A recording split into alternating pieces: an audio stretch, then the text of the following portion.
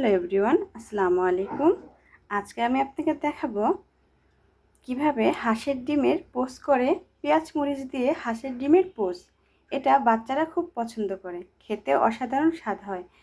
পেঁয়াজের একটা বেরেস্তার স্বাদ আর ডিমের একটা মিলিত হয়ে অসাধারণ একটা স্বাদ হয়। মাটির কড়াইতে বানাচ্ছি আমি পেঁয়াজ মরিচ দিয়ে ডিমের পোচ। ডিমটা আমি দিয়ে দিয়েছি। এবার দিয়ে দেব পেঁয়াজ মরিচ আর হালকা একটু শসা আর গাজর কেটে নিয়েছি। বাচ্চারা এটা খুবই পছন্দ করে, রুটির সাথে খেতে অনেক মজা হয়।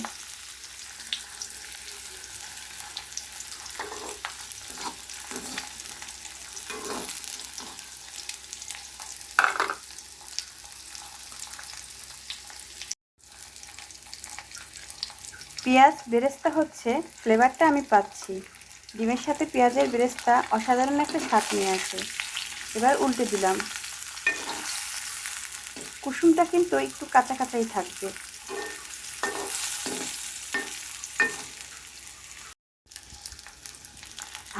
হয়ে গেছে। আপনারা অবশ্যই এটা বাসায় ট্রাই করে দেখবেন, অনেক ভালো লাগবে। ভালো লাগলে আমাকে কমেন্টস করে জানাবেন, আর ভালো লাগলে একটা সাবস্ক্রাইব করবেন।